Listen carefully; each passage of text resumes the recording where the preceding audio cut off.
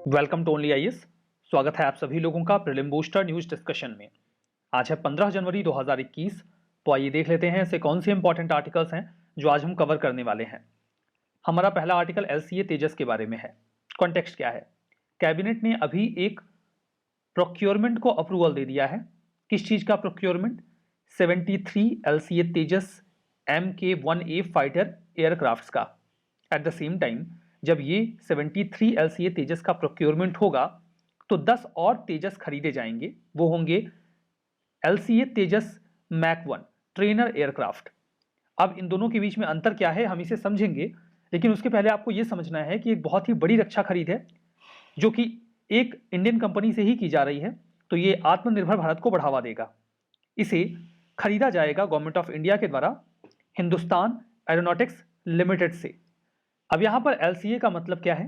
LCA का मतलब है लाइट कॉम्बैट एयरक्राफ्ट, ऐसा एयरक्राफ्ट जो हल्का हो और लड़ाई लड़ सकता हो।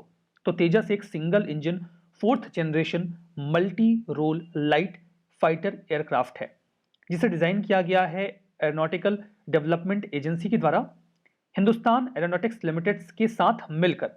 इसे डेवलप किया जा रहा था इंडियन एयरफोर्स और इंडियन नेवी के लिए। अब यहां पर ये जो मैक 1A है ये एक्चुअली में मैक 1 का ही एडवांस वर्जन है।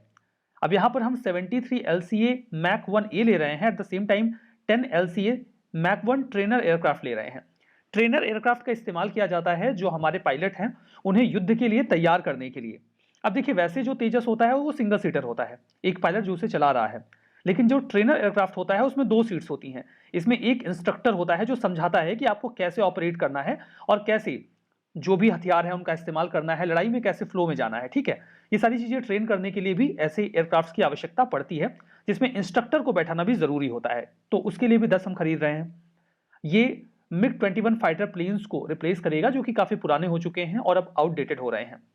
तेजस मैक A1A की बात करें तो ये वही LCA मैक 1 का एडवांस वर्जन है। फीचर्स में लाइट है, छोटा है, टेललेस है, पूछ नहीं है पीछे, मल्टी रोल है, कई तरीके के फंक्शंस परफॉर्म कर सकता है, सुपरसोनिक है यानी कि लाइट की स्पीड से तेज ट्रेवल कर सकता है। इसकी जो स्पीड है वो 1.8 मैक है। 1 मैक का मतलब होता है लाइट की स्पीड। ये air to air, air to surface और बहुत ही प्रिसिशन के साथ जो इसके पास गाइडेड वेपन्स है उनका इस्तेमाल करके हमला कर सकता है। हवा में ही इसमें रिफ्यूलिंग भी की जा सकती है। अगर फ्यूल खत्म हो जाए तो एक एयरक्राफ्ट दूसरे को फ्यूल दे सकता है। जो मैक्सिमम पेलोड कैपेसिटी है जिसमें हथियार वगैरह भी इंस्टॉल किए जाते हैं वो 4000 kg है और ये 3000 किलोमीटर के रेंज में जो भी हमारी रक्षा की जरूरतें हैं उनको पूरा कर सकता है। सिग्निफिकेंस की बात करें तो ये पहली बार है कि बाई कैटेगरी में प्रोक्योरमेंट किया जा रहा है, मतलब इंडियन कंपनी के द्वारा ही इसे इंडिजिनियसली डिजाइन किया गया, डेवलप किया गया और मैन्युफैक्चर भी किया गया। इसमें जो इंडिजिनियस कंटेंट है वो 50% तक इस्तेमाल हुआ है। धीमे धीमे जब ये जो हमारी इंडियन नेवी है या एयरफोर्स है उनको दिया जाएगा तब तक 60% जो इंडिजिनियस कंटेंट है उसका इस्तेमाल होने लगेगा। ठीक है, यहां पर जो हमारा अगला आर्टिकल है वो हार्वेस्ट फेस्टिवल्स के बारे में है। अभी हाल ही में लोहड़ी, मकर संक्रांति, पोंगल जैसे फेस्टिवल्स को सेलिब्रेट किया गया पूरे भारत में। बात करते हैं एक एक फेस्टिवल के बारे में। लोहड़ी जो है उसे सिख और हिंदूज के द्वारा सेलिब्रेट किया जाता है, प्राइमरली सिख्स के द्वारा, बट हिंदूज भी इसे सेलिब्रेट करते हैं। विंटर सीजन के एंड को मार्क करता है ये माना जाता है कि अब इसके बाद जो सूर्य है वो नॉर्दर्न हेमिस्फीयर में एंटर कर जाएगा और धीमे धीमे गर्मी बढ़ने लगेगी। हालांकि अभी तो कई सारे हिस्सों में सर्दी जो है वो मेंटेन्ड ही है, बट ये एक मार्किंग पॉइंट होता है। इसमें देखिए ये जो लोहड़ी जो फेस्टिवल है इसे मकर संक्रांति के एक रात पहले सेलिब्रेट किया जाता है। इसमें आग जलाई जाती है और उसके चारों ओर लोग परिक्रमा करते हैं और प्रसाद भी डिस्ट्रीब्यूट किया जाता है। मकर संक्रांति की बात करें तो मकर संक्रांति ये डिनोट करता है कि जो सन है वो ज़ोडिएक मकर में एंटर कर चुका है, जिसे आप कैप्रिकॉर्न भी बोलते हैं। ज़ोडिएक एक्चुअली में देखिए स्टार्स का ग्रुप होता है जो अलग अलग शेप ले लेता है। जब सन उस ग्रुप ऑफ स्टार के बीच में जाता है तो हम कह देते हैं कि हाँ अब ये राशि शुरू हो गई है। एक्चुअली में ऐसा हमें लगता है कि सन उन ग्रुप ऑफ स्टार्स में जा रहा है, वो तो वही है, एक्चुअली में हम घूम रहे होते हैं, ऐसा हमें फील इसलिए होता है। अब यहां पर यह माना जाता है कि इसके बाद गर्मी धीमे धीमे शुरू हो जाएगी और हिंदुओं में काफी पवित्र माना जाता है उत्तरायण, जिसमें सूर्य धीमे धीमे उत्तर दिशा की ओर मूव करने लगता है, वो भी इसके साथ ही शुरू माना जाता है। उत्तरायण का जो ऑफिशियल सेलिब्रेशन है उसे Gujarat government international kite festival celebrate करके 1989 से ही मना रही है। बात करते हैं पोंगल की। पोंगल का मतलब ओवरफ्लो, बहना होता है या बॉइलिंग ओवर होता है। इसे थाई पोंगल भी बोलते हैं। ये 4 दिनों का एक ओकेशन है। जब राइस को हार्वेस्ट कर लिया जाता है तो लोग अपना ग्रेटिट्यूड दिखाते हैं ईश्वर की ओर, जो उन्होंने हमें जेनरोसिटी के साथ लैंड दी जिस पर हम अपने लिए अनाज उगा पाते हैं, उसी के सेलिब्रेशन के तौर पे पोंगल को सेलिब्रेट करते हैं। जो तमिलियंस हैं वो इस सेलिब्रेशन के दौरान कोलम, ये एक ट्रेडिशनल डिज़ाइन होता है जो वो अपने घरों में बनाते हैं चावल के पाउडर से। माघा बिहू, इसे आसाम में सेलिब्रेट किया जाता है, नॉर्थ ईस्ट के कुछ अन्य हिस्सों में भी सेलिब्रेट किया जाता है। इसमें फर्स्ट हार्वेस्ट सीजन को सेलिब्रेट करते हैं और प्रेयर करते हैं ईश्वर से पीस एंड प्रॉस्पेरिटी के लिए। माघी, पंजाब में मकर संक्रांति को माघी के रूप में सेलिब्रेट किया जाता है, जहां पर रिवर में लोग नहाकर, ये एक इंपॉर्टेंट पार्ट होता है कि बिल्कुल तड़के जाकर नदी में स्नान करना। साजी, साजी जो है, जो हिमाचल प्रदेश का शिमला डिस्ट्रिक्ट है, वहां पर मकर संक्रांति को माघा साजी कहा जाता है। साजी एक्चुअली में पहाड़ी वर्ड है संक्रांति के लिए, जैसे मकर संक्रांति कह देते हैं तो वो संक्रांति की जगह पे साजी कहा करते हैं। इसके बाद माना जाता है कि माघ महीना जो है वो स्टार्ट हो गया है, शुरू हो गया है। उत्तर प्रदेश में ये जो मकर संक्रांति का फेस्टिवल है इसे खिचड़ी भी कहते हैं, जहां पर लोग खिचड़ी पकाते हैं और उसे खाते हैं। एट द सेम टाइम नदियों में स्नान करने का भी रिचुअल रहता है। जो हमारा अगला आर्टिकल है वो हौबारा बस्टर्ड के बारे में है। इसके पहले भी हमने इस पर आर्टिकल डिस्कस किया था। यूएई के 11 मेंबर्स जो हैं रॉयल फैमिली के, वो भी पाकिस्तान पहुंच चुके हैं। उन्हें पहले ही अनुमति दे दी गई थी कि वो हौबारा बस्टर्ड को हंट कर सकते हैं, उनको लाइसेंस दे दिया गया था पाकिस्तान की फॉरेन मिनिस्ट्री की ओर से। तो वो अब हंट करने के लिए, शिकार करने के लिए पाकिस्तान पहुंच चुके हैं। जो एशियन हौबारा बस्टर्ड है उसे मैकफीज बस्टर्ड के नाम से भी जाना जाता है। ये एक टेरेस्ट्रियल बर्ड है। एशिया में, मिडिल ईस्ट में और अफ्रीका के कुछ हिस्सों में ये पाया जाता है। कई सारी जो बस्टर्ड की स्पीसीज हैं ये उनमें से एक है, और जो ग्रेट इंडियन बस्टर्ड इंडिया में पाया जाता है बिल्कुल उससे मिलती जुलती ये स्पीसीज है। हैबिटेट की बात करें तो एरिड क्लाइमेट में रहना पसंद करता है, सूखे प्रदेश में।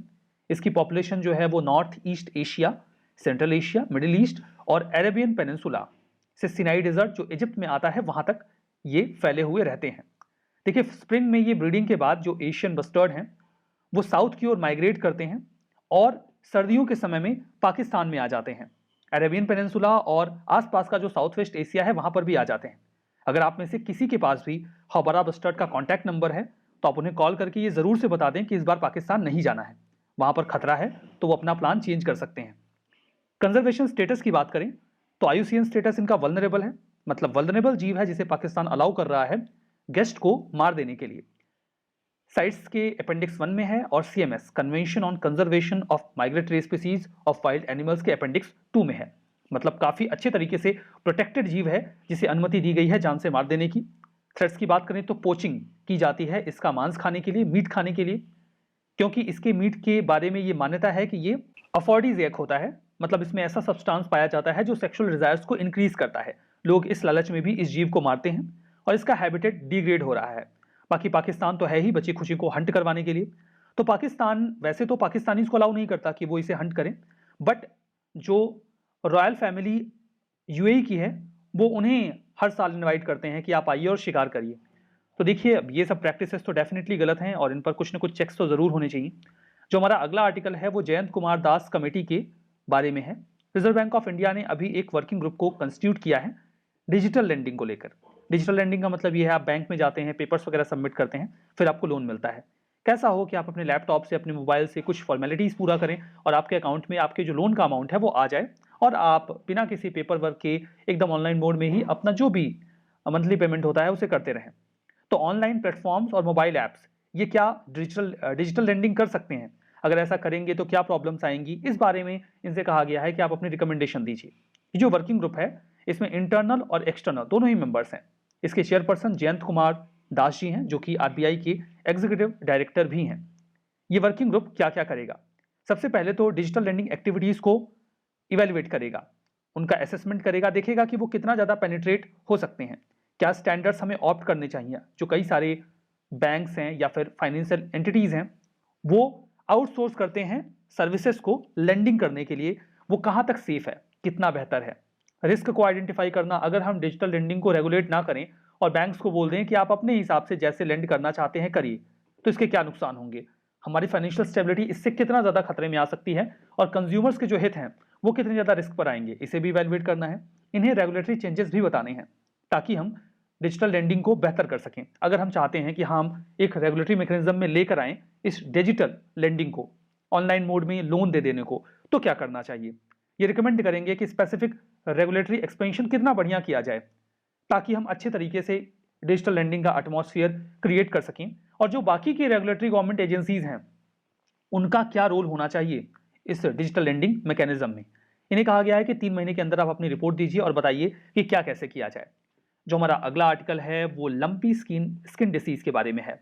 अभी हाल ही में लंपी स्किन डिसीज यानी कि LSD को आइडेंटिफाई किया गया इंडिया के बोवाइन में, गाय और जो उससे मिलते जुलते जीव हैं उनमें। लंपी का मतलब यह है ऐसा लगता है कि शरीर जगह जगह पर स्वेल कर गया है, सूज गया है। लंपी स्किन डिसीज में एक प्रकार का ये इन्फेक्शियस वायरल डिसीज है जो कैटल्स में और बोवाइन एनिमल्स में देखने को मिलता है। इसका कारण क्या है? इसका कारण है LSDV। LSDV का फुल फॉर्म है पॉक्सवायरस लंपी स्किन डिसीज वायरस। ये जो वायरस है ये 3 काफी मिलते जुलते वायरस की प्रजातियों में से एक है जो कि जीनस कैप्री पॉक्स वायरस से बिलोंग करते हैं। कैप्री पॉक्स वायरस जो जीनस है उसी से 3 वायरस बिलोंग करते हैं, जिनमें से एक तो ये है लंपी स्किन डिसीज वायरस, दूसरा है शीप पॉक्स वायरस और तीसरा है गोट पॉक्स वायरस। तो ये जो लंपी स्किन डिसीज है वो इसके थ्रू कॉज हो रही है। सिम्टम्स में शरीर पर जगह जगह पर गांठ दिखने लगती है जो कि 2 से 5 सेंटीमीटर डायमीटर की होती है, स्वेलिंग के फॉर्म में। ये पार्टिकुलरली सिर पे, नेक पे, लिम्स पे या फिर अडर जो थन होता है जिससे वो अपने बच्चे को दूध पिलाते हैं, गाय या भैंस या अदर हम मैमल की बात कर रहे हैं तो जैसे आप मैमरी ग्लैंड बोल सकते हैं फीमेल कैटल का, और जेनिटल्स, वहां पर ये स्वेलिंग देखने को मिलती है। ये स्वेलिंग्स बाद में बड़ी होने लगती है और घाव में बदल जाती है। कुछ और साइंस की बात करें तो जानवर बेचैन होने लगता है या फिर वो सुस्त हो जाता है, आंख और नाक से डिस्चार्ज होने लगता है, पानी गिरने लगता है, फीवर हो जाता है और मिल्क प्रोडक्शन काफी तेजी से नीचे गिर जाता है। ये फैलता कैसे है? मच्छर और मक्खियों से फैलता है। एट द सेम टाइम अगर कंटेमिनेटेड वाटर एंड फूड बाकी मैमल्स को भी दिया जा रहा है तो उससे भी ये फैल सकता है। प्रिवेंशन की बात करें तो लंपी स्किन डिसीज जो है उसे कंट्रोल और प्रिवेंट करने के लिए 4 टेक्निक्स हैं। हम जानवरों को क्वारंटाइन कर दें, मतलब एक जानवर को दूसरे जानवर के कांटेक्ट में ना जाने दें, इससे वो रुक सकता है। वैक्सीन दी जाए, समटाइम्स स्लॉटर कैंपेन भी किया जाता है, जो जानवर इससे प्रभावित हैं उन्हें जान से मार दिया जाता है। डेफिनेटली ये एक अच्छा ऑप्शन नहीं है। और चौथा है मैनेजमेंट स्ट्रेटजीज, हम इस तरीके से कैटल्स को मैनेज करें कि ये स्प्रेड ना हो। इफेक्ट की बात करें तो FAO का ये मानना है कि इसमें जो मोर्टेलिटी रेट है वो 10% से भी कम है। ट्रीटमेंट, कोई ट्रीटमेंट नहीं है, हम केवल वैक्सीनेशन के माध्यम से इसे कंट्रोल कर सकते हैं। ट्रीटमेंट के लिए नॉन स्टेरॉइडल एंटी इन्फ्लेमेटरीज का इस्तेमाल कर सकते हैं या फिर एंटीबायोटिक्स का इस्तेमाल कर सकते हैं। एंटीबायोटिक्स का यूज तो आप समझ ही रहे होंगे।